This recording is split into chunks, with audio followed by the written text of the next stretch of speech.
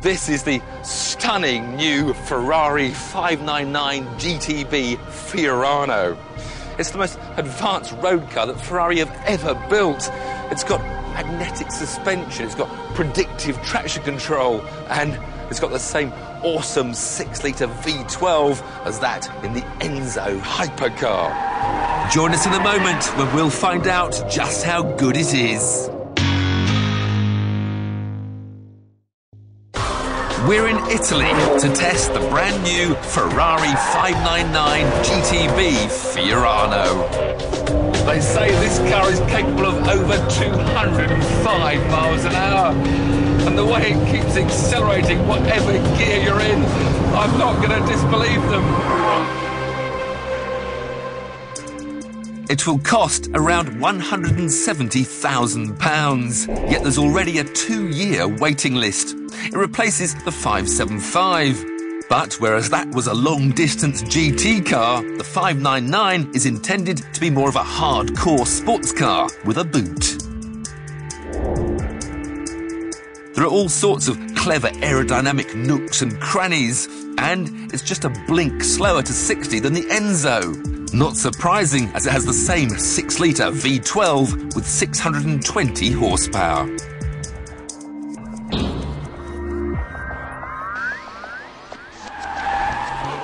The car is loaded with new technology. There are shock absorbers controlled by a magnetic field that instantly adapt to the changing road surface.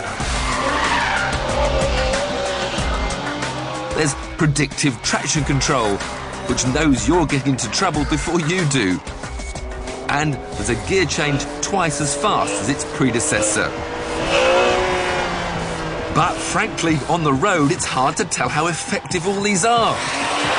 All you're aware of is the ever-present blistering acceleration.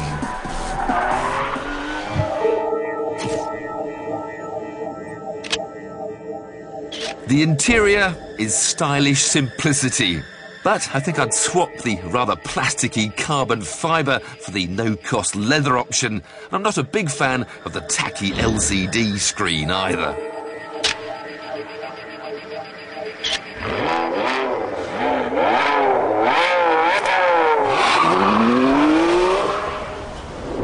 A Ferrari needs to be driven flat out. So we headed for the test track that gave the car its name. Except when we got there, it was clear somebody else had got their towel down first. There was a swarm of support staff on standby, and then we saw the MS code. Michael Schumacher was in town. If he was here testing rather than one of his minions, then it had to be important. We were told not to film and to wait indefinitely.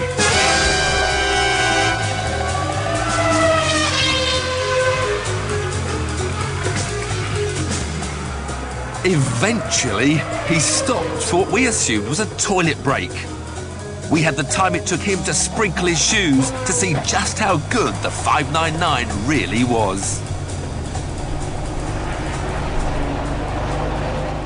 Quick, here's Shuey, I'll run him over. This is me running over Michael Schumacher. You see, he's not on the circuit, because there he is.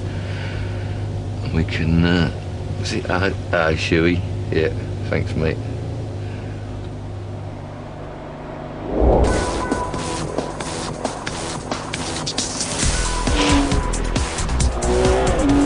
That's a real snappy jerk when you change gear in 100 milliseconds. God knows what Schumacher's neck feels like when he changes gear about 30.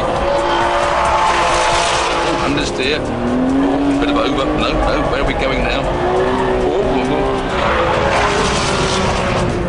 Change your direction, a little bit lazy. It's no Ferrari 430, that's for sure. It's still a big car for all its wonderful scientific age. I mean, one thing about this 599, you've got to respect the brakes. It's not the last of the late brakers, that's for sure. Then there's initial understeer, then you can brake the traction and get a bit of oversteer. Braking again, now the S's are Again, the front's pushed wide. The steering's very light. I don't get that much of a feedback for how much front grip I've got through the steering. And then I'm feeding in that lovely horsepower. Brake pedal sinks right down. Sort of squidgy thing. Over the bridge, the famous bridge. It loves it once it's settled for the exit. It doesn't like stopping. It doesn't particularly like turning in. Low block, low gear. Oh! The steering wheel lights flash away like mad as you accelerate out the hairpin. And now I've got to cool those ceramic brakes off so I don't arrive back in the box, as they call it here, the pits, with all smoke pouring out and get the finger wag from the Italians. You drive too fast. We don't let you out anymore. Schumacher, he's coming now. Apparently he needs the practice more than I do. I'm quite sure that he does. After a small reprimand for speeding, it was time to decide whether I'd actually want a 599, and sadly, it had fallen at the final hurdle. On a track, the Corvette Z06 was more fun. So, while it works well as an exotic high-speed cruiser, if someone said I could have a free Ferrari, I'd take the more thrilling 430 every time.